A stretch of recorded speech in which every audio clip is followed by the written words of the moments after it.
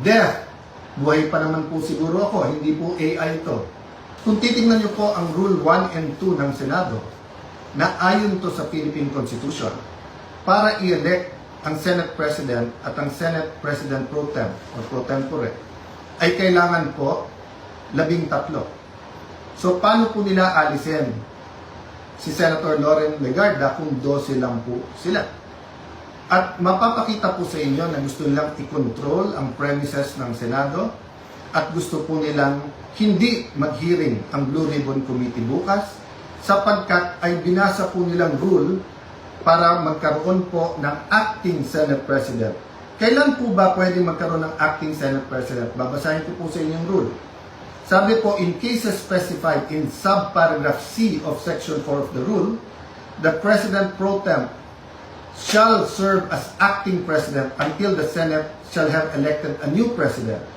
Hindi po sila maka-elect ng new President dahil wala po silang 13. Ulitin ko po, pag may 13 po sila, ako pa mag-o-oath sa kanila. Bibilisan ko po na ibibigay sa kanila. Wala po silang 13. So ano yung rule po? The President Pro Tempore shall discharge the powers and duties of the President in the following cases, A, B, C. But she or he shall only become acting President in the case of subsection C, which says, in the event of resignation, hindi po tayo nagre-resign. Removal, hindi po nila ako naalis. Death, buhay pa naman po siguro ako, hindi po AI ito. Hindi po AI ang kumakausap sa inyo ngayon, buhay pa ho ako. Absolute incapacity, siguro naman po nakikita nyo, nakakapag-isip po ako, nakakapagsalita po ako.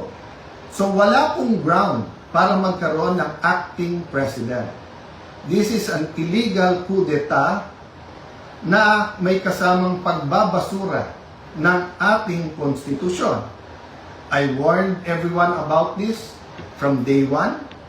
We warned everyone yesterday when we explained the use of the parliamentary tool of not having a quorum. And kaninang tanghali, habang kausap ko po si Senator Marcoleta, I asked everyone, please pray, kasi at that time, balita po namin na nag-step up sila sa pagsasabing wala na yung kaso nyo, sumama lang kayo or pumunta lang kayo ng session hall. I even got a text yesterday, pumunta lang daw ako or si Senator Loren para nga at least mag-open and close. Nangyayari po minsan yan, that's a longer story.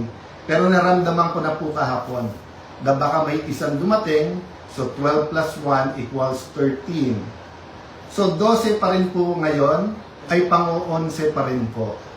Dahil sa ating konstitusyon, sa ating rules of the Senate, kailangan pong 13. Hindi po kami nagpipilit sa kapangyarihan.